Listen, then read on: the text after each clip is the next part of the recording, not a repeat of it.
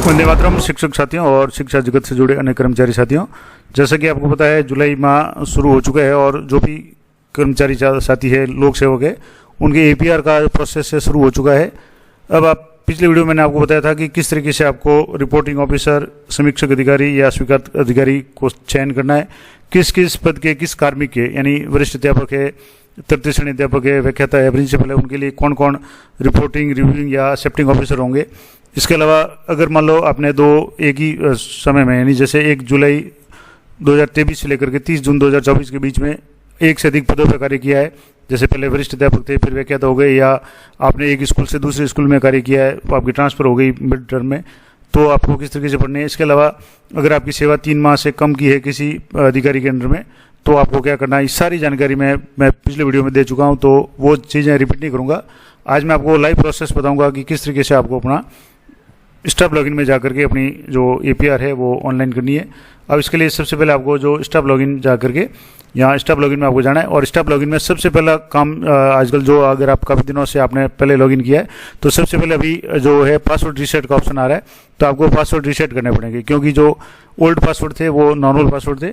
New password policy के अनुसार आपको सबसे पहले स्पेशल कैरेक्टर, फिर कैपिटल लेटर, सेकंड लेटर वो कैपिटल होना चाहिए, उसके बाद में कुछ स्मॉल लेटर्स, कुछ न्यूमेरिकल होने चाहिए, और लास्ट में भी आपके स्पेशल कैरेक्टर है वो होना चाहिए, और मिनिमम इसकी लेंथ है वो 12 से 15 अल्फा न्यूमेरिक होनी चाहिए।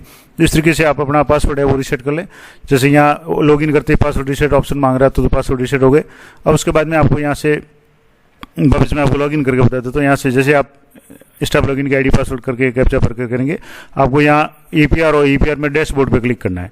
तो यहाँ आपके सामने एक मैसेज आ रहा है कि एपीआर वर्ष 2023-24 की साला दर्पण से ऑनलाइन करते समय यदि किसी लोक सेवक को निर्धारित चैनल के अनुसार ऑफिसर चयन करने में किसी तरह की कोई समस्या आ रही है, तो एक मोबाइल नंबर दिया हुआ है 9664108160, इस पर आपको व्हाट्सअप करना है, और ये एड्रेस है वो 25/4/2024 तक कार्य दिवस में चालू रहेगी, और 9 बजे से लेकर के शाम 6 बजे तक क्रियाशील रहेगी। अब आपको जो भी समस्या भेजनी है वो एक प्रारूप में भेजनी है, जिसमें आपको एपीआर करने वाले लोक सेवक का नाम, उसके पद स्थापन साला दर्पण के अनुसार, स्टाफ आईडी वगैरह, और जिस अधिकारी का नाम नहीं आ रहा है उसको आपको एपीआर चैनल में, जैसे रिपोर्टिंग का नाम नहीं आ रहा है, रिव्यूइंग का नाम नहीं आ रहा है, या स्वीकार अधिकारी के नाम अगर नहीं आ रहा है आपके, तो वो आपको मेंशन करना है। बिंदु 2 के अनुसार अधिकारी के साला दर्पण के पद और स्टाफ आईडी है वो आपको एंटर करनी है, और इसके अनुसार मूल पोस्ट एंटर करनी है।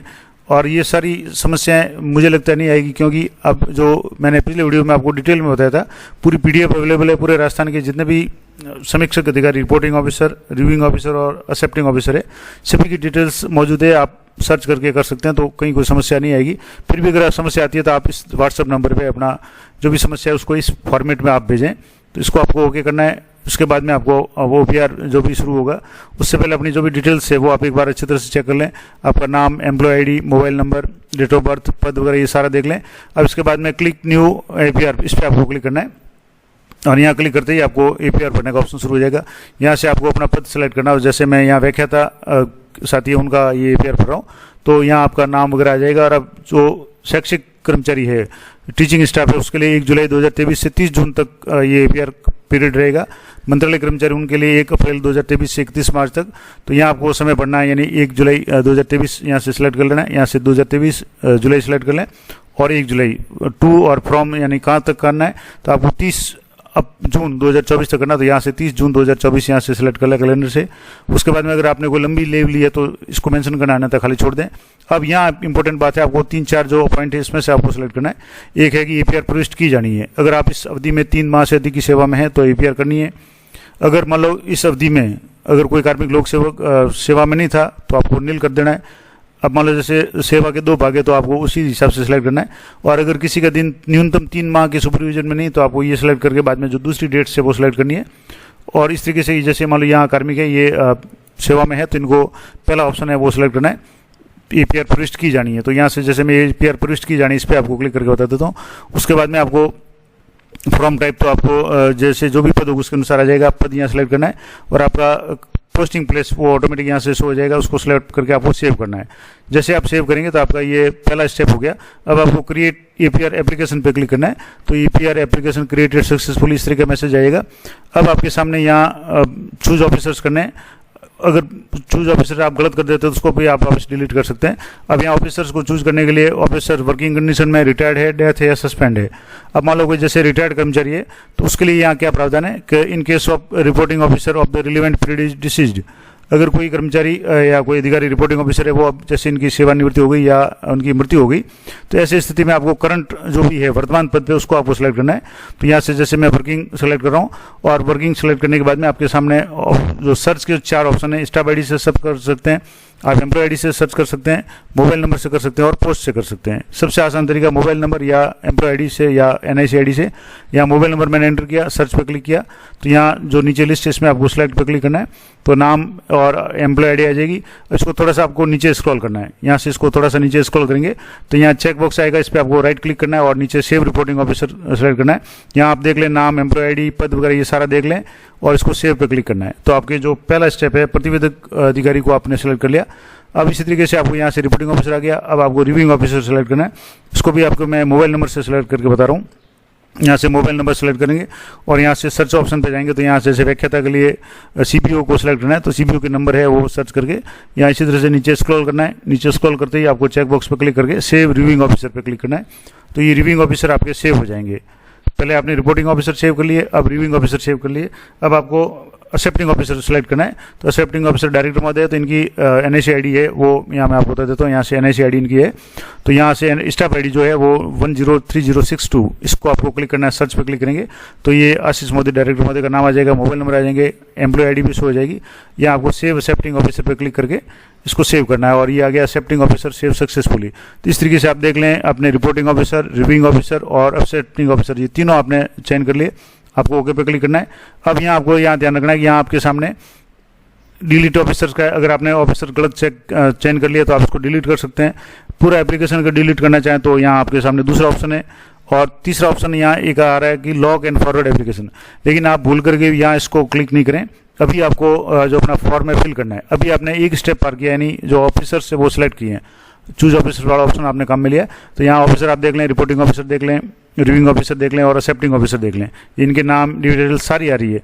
इनमें से अगर आपके कुछ भी गलत है तो आप इनको सही कर सकते हैं, डिलीट ऑफिसर में जाकर के ऑफिसर ने सेलेक्ट कर सकते हैं। इसके बाद में आपको लॉग पे नहीं जाकर के आपको फिल एप्लीकेशन पे क्लिक करना है। तो यहाँ से जैसे मैं आपको बता दूँ, यहाँ से जैसे आप फिल एप्लीकेशन पे आप क्लिक करेंगे तो ये जरूर ध्यान रखें, सीधे लॉक अगर कर देंगे और फॉरवर्ड कर देंगे तो आपके जो भी प्रतिवेदक अधिकारी है उनके सामने ब्लैंक आपकी एपीआई जाएगी, तो वहाँ से उसको रिवर्ट करना पड़ेगा या डिलीट करना पड़ेगा। तो आप पहले इसको जो भी है इसको फिल करें फॉर्म को। तो यहाँ आपकी डिटेल्स देख ले। अब आपको पहला स्टेप है जिसमें आपको एप्लीकेशन फॉर्म फिल करनी है, तो उसमें आपको निर्धारित लक्ष्य, वास्तविक उपलब्धियाँ यानी शैक्षिक लक्ष्य, शैक्षिक, भौतिक, नामांकन, ठहराव वगैरह, इन सभी में आपको जैसे 100% वगैरह जो भी लिखना है। सेकंड स्टेप में आपको परीक्षा परिणाम है बोर्ड कक्षाओं का, जो भी कक्षाएं आप पढ़ाते हैं 5वीं, 8वीं, 10वीं या 12वीं, उनका आपको रिजल्ट सेलेक्ट करना है। यहाँ से जैसे ये जो व्याख्याता महोदय हैं ये जैसे हिंदी पढ़ाते हैं तो हिंदी कंपलसरी कर दिया। उससे पहले आप ये सारे लक्ष्य है वो 100 कर लें और यहाँ जब सेव ड्राफ्ट करेंगे तो ये सेव नहीं हो रहा है क्योंकि यहाँ जो आपके है वो लाल कलर में आ रहा है। तो तीसरा ऑप्शन है, ये अगर आपका टारगेट कम रहता है तो आपको ये भी सिलेक्ट करना है। यहाँ से अगर उपलब्धि में कमी है, 100 से कम होता है तो आपको सिलेक्ट करना है, अगर कुछ नहीं है तो आप नील करके इसको सेव कर लें। अब इसके बाद में आपको सब्जेक्ट सेलेक्ट करना है। यहाँ से जैसे कक्षा 12वीं सेलेक्ट कर ली, उसके बाद में आप यहाँ से जो भी सब्जेक्ट, जिस सब्जेक्ट को पढ़ाते हैं, जैसे हिंदी अनिवार्य है वो सिलेक्ट कर ली, तो उसके बाद में ऊपर हो गया। उसके बाद में दूसरा है हिंदी साहित्य है, तो मैं हिंदी साहित्य यहाँ से सिलेक्ट कर रहा हूँ। यहाँ से जैसे हिंदी लिटरेचर हो गया। 12वीं में बच्चे कितने थे, तो जैसे 27 बच्चे थे, उत्तीर्ण कितने हुए, तो 27 के 27 उत्तीर्ण है। अब फर्स्ट डिवीजन कितने हैं, तो जैसे हिंदी कंपलसरी में 27 के 27 फर्स्ट डिवीजन थे। यहाँ जैसे 25 है तो 25 एंटर करके आपको सेव करना है। कई बार ये सेव नहीं होता तो आप इसको दोबारा एंट्री करें क्योंकि ये स्टार है, ये सारे भरने के बाद में आपको सेव पे क्लिक करना है, तो ये आपके जो रिजल्ट है वो सेव हो जाएगा। जिस भी क्लास, बोर्ड क्लास को आप पढ़ाते हैं वो सेव कर लें। तो यहाँ जैसे दोनों आ गई, हिंदी कंपलसरी, हिंदी लिटरेचर। अब अन्य सेक्शन जो भी उपलब्धियाँ हैं, शोध वाचन पत्र है, किसी प्रतियोगिता पे भाग लिया वगैरह, इसमें भी आपको कुछ न कुछ भरना पड़ेगा। इसके बाद में अगर आपने कोई प्रशिक्षण लिया है, जैसे इन्होंने वीपी वाइस प्रिंसिपल की ट्रेनिंग 3 दिन की थी तो वो आप मेंशन कर दी। आपने अगर कोई प्रशिक्षण लिया है तो उसको आपको सेव करना है। और अगर आप निरीक्षण अधिकारी हैं, यानी आप किसी निरीक्षण में जाते हैं, तो यहाँ जितने आपने लक्ष्य आपका था, कितने निरीक्षण किए, कितने प्रतिशत निरीक्षण किया, ये सारा डिटेल्स करके आपको सेव करना है। तीसरा है प्रतिवेदी अधिकारी द्वारा किए गए विशेष कार्य का विवरण है और 250 शब्दों से अधिक नहीं हो। यहाँ भी आपको कुछ न कुछ लिखना है क्योंकि ये भी मैंडेटरी है, अनिवार्य है। ये भी आप नहीं भरेंगे तब तक ये सेव नहीं होगा। तो यहाँ से जैसे मैं आपको करके बता रहा हूँ, यहाँ से जैसे डाटा सेव सक्सेसफुल, ये ऊपर का पहले तो रिजल्ट का सेव हो गया। अब आपको यहाँ से जैसे जो भी यहाँ से सबमिट करेंगे तो ये नीचे ट्रेनिंग वगैरह लिख दिया, लेकिन फिर भी नहीं हो रहा, तो ये आपको जो ऊपर का था अन्य सेक्शन उपलब्ध है, इसमें आपको कुछ ना कुछ लिखना है, भले आप नील भी लिख दें, कुछ भी लिख दें, लेकिन ये लिखेंगे तभी आपकी ये सबमिट होगा। जैसे यहाँ सारे कॉलम भर दिए, सबमिट पर ऑप्शन आ गया तो रिपोर्टिंग डाटा सेव सक्सेसफुली, तो इस तरीके से ये डाटा सेव हो गया। अब आपको यहाँ से इस तरीके से देखना है और यहाँ से आपको for finish and log API, इसको आपको येस पे क्लिक करना है, यहाँ से आपको क्लिक करना है। तो ये पूछेगा कि make sure that information is सही, यानी जो भी सूचना है सही है, आप चेंज नहीं कर पाएंगे। अब यहाँ से इस तरीके से आपकी ये सेव हो गई। अब यहाँ से आपके नीचे अभी भी आपके पास ऑप्शंस हैं, 3 ऑप्शन हैं। आप ऑफिसर्स को डिलीट कर सकते हैं, एंटायर एप्लीकेशन को आप डिलीट कर सकते हैं और लॉग एंड फॉरवर्ड कर सकते हैं। अब यहाँ उससे पहले आप जैसे आपने फिल एप्लीकेशन किया था, तो यहाँ जैसे आपके प्रीव्यू का ऑप्शन है, तो यहाँ से आप इसको प्रीव्यू कर लें। आपने जो भी डाटा फिल किया है उसको एक बार आप चेक कर लें कि जो भी आपने यहाँ से जैसे PDF डाउनलोड हो जाएगी, प्रीव्यू पे करेंगे। अब इस PDF को ओपन करके आप देख लें आपकी डिटेल्स सारी सही है, लक्ष्य आपने 100% है, रिजल्ट सही है, आपने जो भी टिप्पणी की है वो सारी सही है, ये देख लें अच्छी तरह से। उसके बाद में आपको यहाँ से लॉग एंड फॉरवर्ड एप्लीकेशन पे क्लिक करना है, तो यहाँ से आपको ओके पे क्लिक करना है और आपके जो भी मोबाइल नंबर है उस पर OTP आएगा। उससे पहले आपको चिकित्सा रिपोर्ट, परीक्षण रिपोर्ट अगर अपलोड करना चाहते हैं, अगर आप बीमार वगैरह रहे हैं और मेडिकल अवकाश पर हैं तब करना है, अन्यथा इसको छोड़ दें, नो कर लें और सेव मेडिकल स्टेटस पे आपको क्लिक करना है। तो ये मेडिकल स्टेटस नो के रूप में सेव हो गई। अब आपको सेंड OTP पे क्लिक करना है। अगर आप बीमार वगैरह रहे हैं तो आपको मेडिकल करना है, अन्यथा इसको छोड़ दें। और यहाँ आपकी जो भी OTP मोबाइल में आता है उस OTP से आपको इसको कन्फर्म कर लेना है।